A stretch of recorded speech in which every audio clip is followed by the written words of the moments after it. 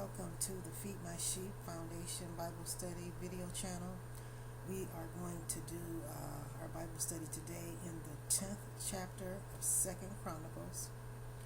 And, excuse me, we are going to go ahead and get started. It says, Rehoboam went to Shechem, for the Shechem were all Israel.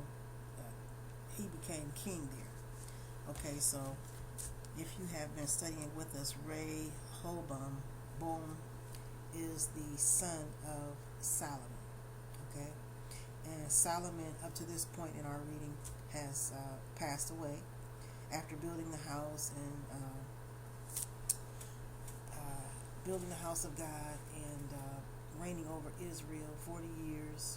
He passed away, and so now his son Rehoboam is taking over as the leader over Israel. Okay, so that's what we're talking about here in verse 1. It's in Shechem where he's actually going to be. So he says, and it came to pass when Jeroboam, the son of Nebat, so this is a different son from someone else who was in Egypt. He had fled from the presence of Solomon, the king. He heard about Solomon's son coming into leadership. Okay, and that Jeroboam returned out of Egypt. Okay, so he heard about his son and that he was taking over leadership over the children of Israel and that he had returned from Egypt. Okay, then it says, and they sent and called him. So they sent for him. So Jeroboam and all Israel came and spoke to Rehoboam, and this is what they said. Okay, so we have the son Jeroboam, and he is a son of an individual called Nebat, and then we have the son of Solomon, who is now in the king. He is in the kingdom and reigning and ruling as king over Israel, and so this man Jeroboam comes to meet him. Okay, and this is what he says to him. He says to Rehoboam, and he's saying this regarding Solomon because Solomon is Rehoboam's father. He says, thy father made our yoke grievous.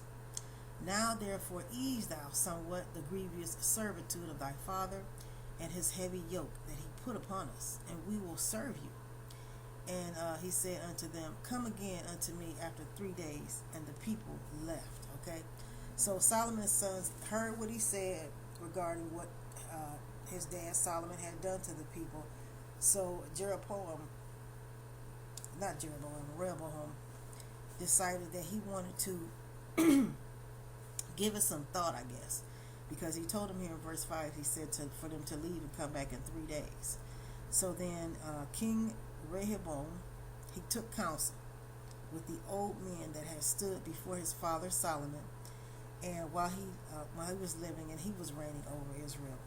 And this is what he said, what counsel give you to me to return an answer to this, to this people, to this answer to the question that the man asked him whenever he told him, the question that he asked him, because he wanted, since Solomon's son Rehoboam was in king now, he wanted him to be lenient upon them, not like their dad Solomon had been mean toward them, he said. So the son, King Rehoboam, he decided to consult with the elders who were familiar with Solomon and how he reigned and ruled. And so this is what they said. He said to them, and they spoke unto him, saying, if thou be kind to this people, and please them, and speak good words to them, they will be thy servants forever. Okay, that's what the elders told Solomon's son, King Rehoboam, to do for Jeroboam and his people. However, he said to them, verse 80 says, but he forsook the counsel which the old men gave him, and took counsel with the young men that were brought up with him, that stood before him. Okay, so instead of him taking the old counsel, he decided to take the new counsel, because he was the new king over Israel. So he represented, the new counsel represented the new pathway, the new way in which they were going. And so he decided to not hear what the older people were saying that stood before his dad, but he went with the young people, what they were saying, the ones that stood before him. And the young men that were brought up with him, they spoke unto him, saying, Thus shalt thou answer the people. Now this is the answer that the young people gave to him. He says that spoke unto them, saying, Thy father made our yoke heavy, but make thou it somewhat lighter for us. Thus shalt thou say unto them. Now this is what they said, since they came to them saying, how the yoke was hard on them because of Solomon. Well, the men are now saying, My little finger shall be thicker than my father's loins. He says, For whereas my father put a heavy yoke upon you, I will put more to your yoke. My father chastised you with whips, but I will chastise you with scorpions. So he was telling this to be even meaner to these people. And so Jeroboam and all the people came to Rehoboam on the third day, as the king, said, Come again to me on the third day. So they went back to him to see, hear what he had to say. After he consulted with the men that were sort of like, I guess you could say, his entourage, because he consulted Solomon's old entourage, the old men, but they didn't give the answer he wanted to hear. So he consulted with those that, were in place, which would be the new, because there's a new ordinance going on. So then the king answered them after they returned after the 3 days, and he said roughly, And King Rehoboam forsook the counsel of the old men, and answered them after the advice of the young men, saying, My father made your yoke heavy, but I will add thereto it. My father, it's not funny, I'm sorry, but it's just the way that they say this. He said, My father chastised you with whips, but I will chastise you with scorpions. So the king hearkened not unto the people, for the cause was of God, that the Lord might perform this word which he spoke by the hand of Ahijah the Shilonite to Jeroboam the son of Nebat. Okay, so therefore it's telling us here in verse 14 that even though, or not verse 14, but verse 15, it says, For the cause was of God. So it's telling me that the Lord might perform his word.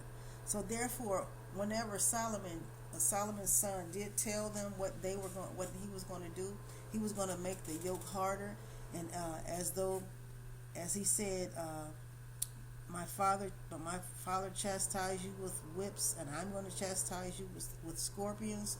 That was pleasing unto God, because I don't know what these people were doing or what they had did, but it wasn't pleasing unto God, and so he was not really for those people and not with them. So as Solomon's son, King Rehoboam, said that he would do this to those people, God was pleased with it, and he tells us that here in verse 15. He says that the Lord might perform his word which he spoke. He had prophesied that he was going to do that previously to another individual. And then it goes on to, we go to verse 16, it says, And when all Israel saw that the king would not hearken unto them, the people answered the king, saying, What portion have we in David? And we have none inheritance in the son of Jesse. So every man to your tents, O Israel. And now, David, see to thine own house. So all Israel went to their tents. But as for the children of Israel that dwelt in the cities of Judah, King Rehoboam, reigned over them. Then King Rehoboam sent Hadoram, that was over the tribute, and the children of Israel stoned him with stones, and he died. But King Rehoboam made speed to get him up to his chariot to flee to Jerusalem, and Israel rebelled against the house of David unto this day, as they always fortunately did, or get caught in rebellion. But nevertheless, this was chapter 10, 2 Chronicles. And this is one of those stories that's taken from out of the book of Kings. First Kings, where King Jeroboam, it's so hard to pronounce some of these names, but yeah, Jeroboam was Jeroboam. Okay, he was the one that was coming to the king Rehoboam, which was King Rehoboam was Solomon's son. And he came to him with the request for the people, for them to be lenient. But they decided that they would not, that they, out of the new ordinance, they would be even much more meaner to the people. Okay, so that is kind of going to take us to the end of this one. And take us to the end of Bible study for chapter 10, 2 Chronicles. And I look forward to studying with you again as we continue to go forward here on the Feed My Sheep Bible Study channel. God bless you.